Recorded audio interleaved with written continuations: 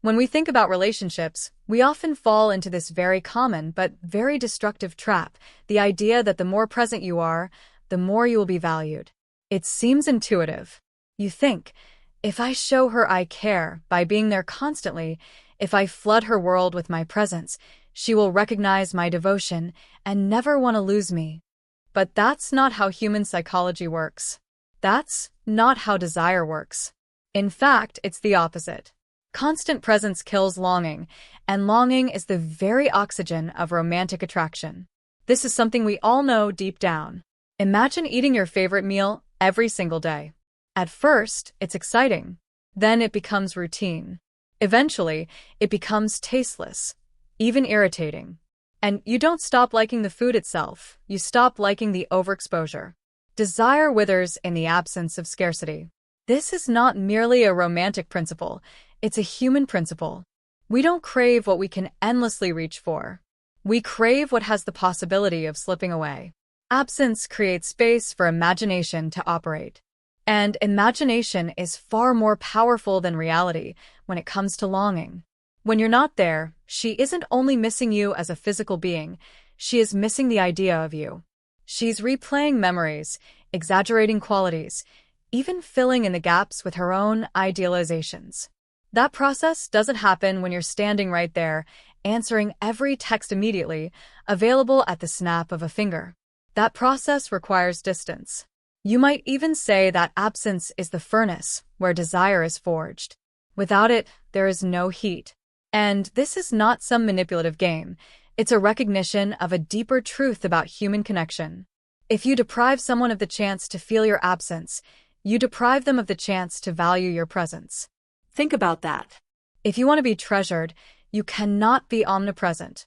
If you want to be longed for, you cannot be endlessly accessible. The problem is that many men act out of fear. Fear of loss, fear of rejection, fear of being forgotten. That fear drives them to overcompensate, to smother, to cling. But ironically, in their desperate attempt to hold on, they push away. Because what is clinginess but a confession of insecurity?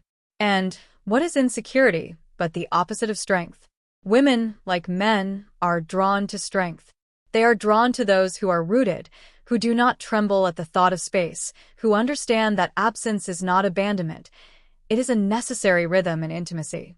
Let's think about this psychologically for a moment. Every deep relationship operates on tension, the balance between closeness and distance, between union and individuality. Too much distance, and the relationship collapses into neglect. Too much closeness, and it collapses into suffocation. The tension between the two poles is where love breathes. And absence is one of the tools by which that tension is maintained. It's the silence between musical notes that gives shape to the melody. Without silence, music is only noise. Without absence, love is only clinging. There's also something archetypal here, something ancient. Across mythologies, the hero departs. He leaves the familiar world, enters the unknown, and only then does his value increase, because his absence creates the possibility of his return. And when he returns, he brings with him growth, strength, and renewal. The pattern is universal: departure, absence, and return.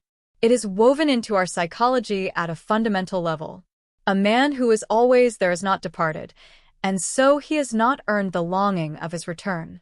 So when we speak about absence, we're not merely talking about ignoring someone or playing aloof. That's shallow and disingenuous.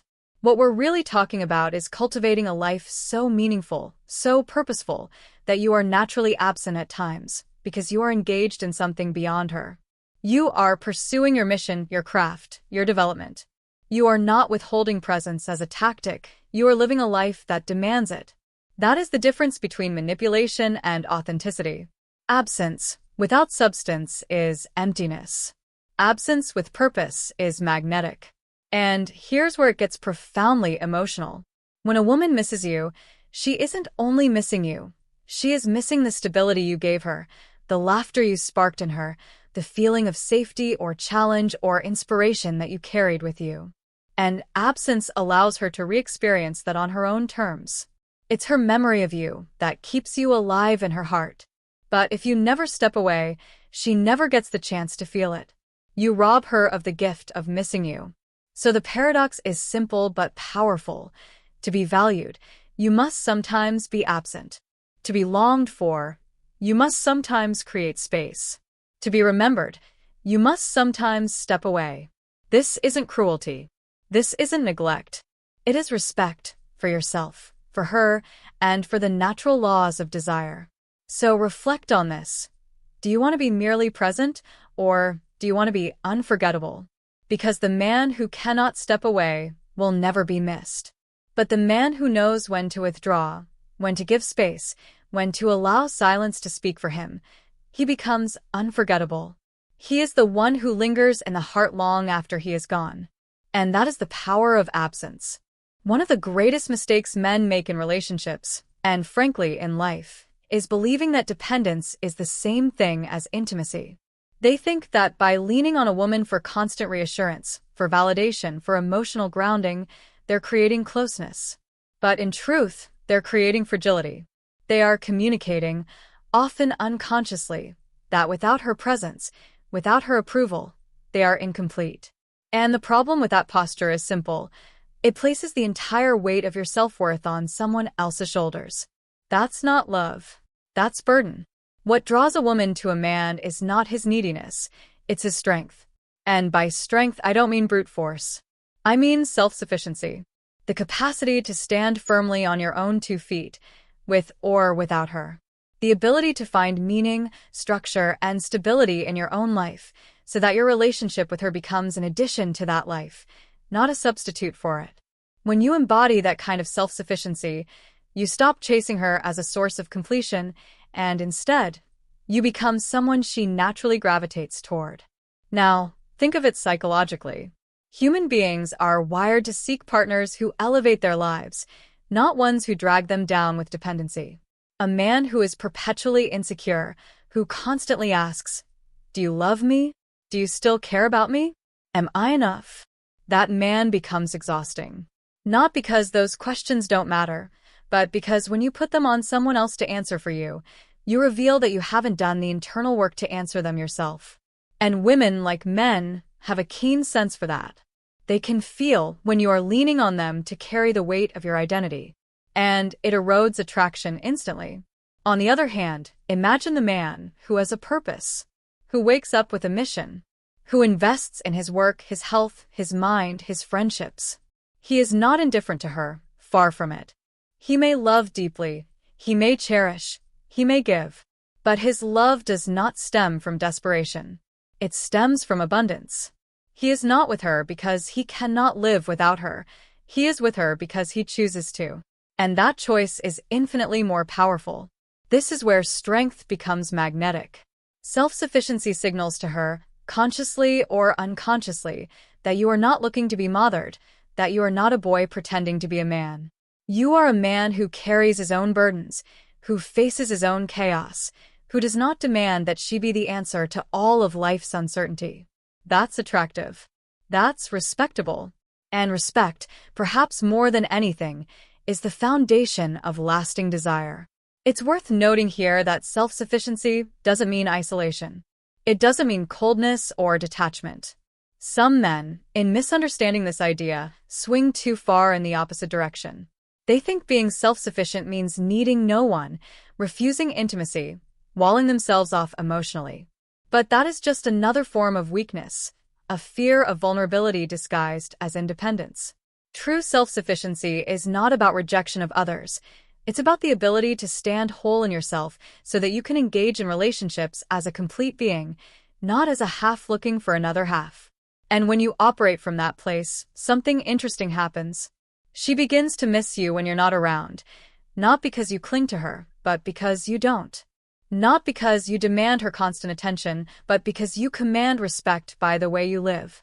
When you leave, she feels the absence of your stability, your drive, your presence, not your need. And that distinction is crucial. You could even frame it in archetypal terms. Throughout history, the admirable figure, the one who draws others, is the man oriented towards something beyond himself. The warrior serving a cause, the craftsman perfecting his skill, the thinker pursuing truth. Women didn't gather around them because they were needy or desperate. They were drawn because those men embodied strength, discipline, and direction. In modern life, the same principle applies. A man whose identity revolves solely around his girlfriend or his wife becomes fragile because when she wavers, his whole world collapses. But the man who is grounded in a purpose beyond her cannot be destroyed by her absence. And paradoxically, that makes his presence more valuable. There's an emotional depth to this as well. When you are self-sufficient, you don't love her out of fear. You love her out of freedom. You don't say, "I need you, or else I'm nothing." You say, "I am already something, and because of that, I can love you fully, without clinging, without desperation." That is the kind of love that makes someone miss you when you're gone. Because it isn't suffocating, it's liberating. So ask yourself honestly, are you leaning on her to define your worth, or are you carrying your own load? Are you showing up as a man who is whole, or as a man hoping she'll patch the holes in you? Because the difference between those two will decide whether she cherishes your presence or resents it. To put it bluntly, a man who cannot stand alone will never be truly desired. But a man who builds himself, who stands firm, who radiates strength from within, he doesn't have to beg to be missed. His absence speaks for itself. And that is the essence of self-sufficiency. What most people fail to realize is that when someone misses you, it's not your body they long for. It's not your face, your voice, or even your physical presence in the most literal sense. What they miss, what anyone misses, is the feeling that you once evoked within them. It's the emotional imprint you left behind. And that's a very important thing to understand, because if you want to be truly unforgettable, if you want someone to feel your absence as something profound, you must be more than just a figure who occupies space. You must be a source of an experience they cannot replicate with anyone else. Think about it this way. You've had teachers in your life.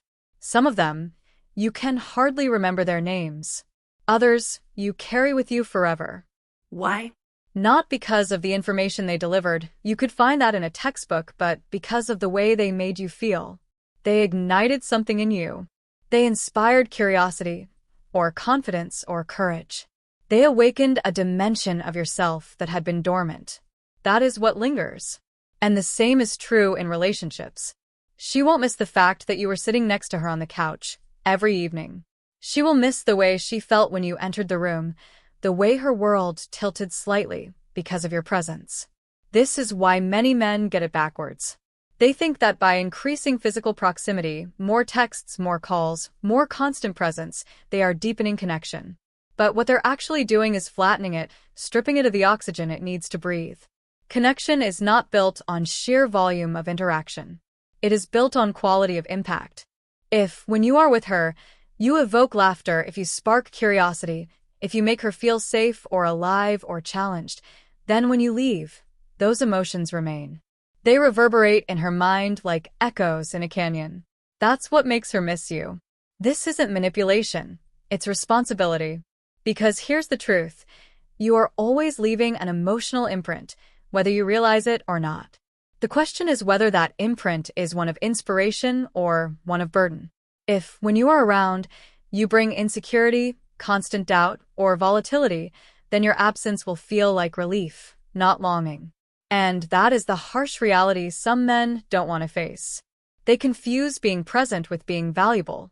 But value is measured by the emotional residue you leave behind, not the amount of time you spend. Psychologically, we know that memory is tied to emotion. Neuroscience tells us this plainly. Events that evoke strong emotions are remembered far more vividly than those that don't. That's why you can recall the details of a moment of joy or grief decades later, but forget what you ate for lunch last week. Emotion anchors memory. So if you want to be missed, if you want a presence to be carved into someone's mind, you must learn to evoke emotions worth remembering. You must be more than just there. You must be unforgettable in the way you make her feel. Now, what does this mean practically? It means living in such a way that your presence is not neutral. Neutrality is forgettable. If you enter a room and nothing changes, no energy shifts, no spark is lit, then your absence will go unnoticed. But if you walk in and people feel more alive, more attentive, more grounded, then when you leave, something is palpably missing. This is what charisma is at its core. Not a performance, but an ability to alter the emotional atmosphere around you. And here's the profound part. You don't need to be constantly entertaining, or loud, or dramatic. Emotional imprint isn't about exaggeration, it's about authenticity. It's about being deeply rooted in your own presence so that when you engage with others, you give them something real. A genuine smile, a moment of full attention, a sense of calm in the middle of chaos, a playful spark that lifts the heaviness of the day. These are not small things. These are the things people carry with them long after you're gone. You see, physical presence fades quickly. The human brain adapts. What was once exciting becomes ordinary. But the emotions you create, those endure. They can replay in her mind again and again, sometimes even more powerfully in your absence than when you were actually there. That's why absence can amplify desire. Because in the silence, in the distance, she recalls not your body, but your impact. And the more vivid that impact, the deeper the longing becomes. So the question you have to ask yourself is this: what kind of imprint am I leaving? When I walk away from an interaction, do people feel lighter or heavier? Do they feel seen, inspired, moved, or do they feel drained, burdened, dismissed? Because that difference is the line between being missed and being forgotten. If you want her to miss you instantly, focus less on how often you're around and more on who you are when you're there. Become the kind of man whose presence shifts the emotional reality of a moment. Because then, when you step away, the vacuum you leave will be undeniable. And that's the truth. People don't miss faces, they miss feelings. They don't long for bodies, they long for experiences. To be unforgettable is to create an emotional signature so distinct, so meaningful, that no absence can erase it. So remember this. Don't just aim to be there. Aim to matter. Because the man who matters will always be missed. One of the most underestimated forces in human attraction is mystery. And by mystery, I don't mean trickery or manipulation. I mean the profound psychological truth that we long for what we do not fully understand. The unknown is magnetic. It draws our attention, it ignites our imagination, it unsettles us just enough to keep us leaning forward. And this principle applies just as much to relationships as it does to every other dimension of human experience. The problem is that most men today confuse intimacy with transparency. They think that to be close to someone, they must reveal everything, every thought, every insecurity, every detail of their day. But when you do that, when you strip away all the layers, when you leave no shadows in which her imagination can play, you rob the relationship of one of its most powerful ingredients, curiosity. And curiosity is the seed of longing. Consider for a moment the difference between reading a mystery novel and reading a manual. The manual tells you everything up front. There's no suspense, no tension, no reason to turn the page once you've grasped the information. The mystery novel, however, compels you forward precisely because you don't know everything. Each chapter leaves questions unanswered. That gap between what is known and what is unknown creates desire. Relationships operate on the same principle. If you are an open book with every page already read, there's no mystery, no tension, no room for longing. But if you reveal yourself gradually, if you hold something back, not dishonestly but intentionally, you create that same magnetic pull. Now, let's think about this from a psychological perspective. Human beings are wired to find meaning in gaps. When something is incomplete, our minds naturally try to fill in the missing pieces. That's why cliffhangers are so effective in storytelling. That's why absence amplifies presence, as we discussed earlier. And that's why mystery intensifies attraction. When you're not entirely defined, when she cannot fully predict you, her mind stays engaged. She wonders. She imagines. She fills in the spaces with possibilities, often possibilities that elevate you in her perception. But mystery isn't just about what you withhold. It's also about what you embody. It's about living in such a way that even you are not yet fully finished, not yet fully known, not even to yourself.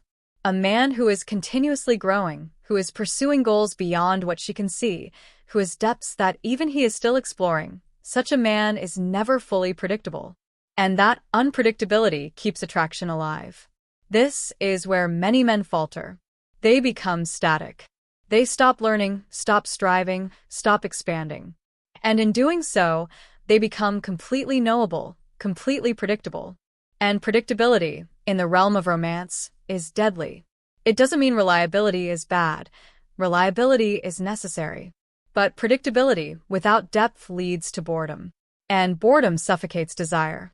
There's a balance here. Too much mystery, and you become distant, inaccessible, cold. Too little, and you become dull, unremarkable, entirely consumed. The art lies in cultivating a life that is rich enough that not everything about you is on the surface. A life where you can share openly, but never exhaustively. Where you give enough to build trust, but retain enough to remain compelling. And let's be clear, this isn't about pretending to be something you're not. It's not about playing games. It's about genuinely becoming a man whose life is larger than any one person can fully grasp. That means having passions, interests, pursuits, and ambitions that exist outside of the relationship. It means cultivating inner depths through reading, through thinking, through experience that give you dimensions no one can immediately see. When you do this authentically, mystery arises naturally. You don't need to fabricate it. Think about the figures in history, literature, or even in your own life who have captivated people the most. They are rarely the ones who laid everything bare. They are the ones who carried an aura of something untold, something still unfolding. And that aura made them unforgettable. People wondered about them, spoke of them, tried to piece together their story. That is the essence of mystery, and it is inseparable from attraction. So when it comes to making her miss you, mystery plays a central role. If she believes she already knows everything there is to know about you, then your absence creates no tension. But if she knows that there are still depths to you, if she senses that there are still aspects of you she hasn't fully understood, then your absence becomes fertile ground for her imagination. She will replay conversations, notice small details, construct meanings, and in doing so, she will miss you more intensely. This is why mystery is not superficial. It is psychological, even spiritual. It acknowledges that the self is not a fixed, fully revealed entity, but a living process, a becoming. When you live as a man who is still unfolding, who is not entirely knowable even to himself, you embody that mystery naturally. And that is what makes people long for you in your absence. So ask yourself this. Are you predictable to the point of being forgettable? Or are you cultivating a life rich enough that others cannot help but wonder about you?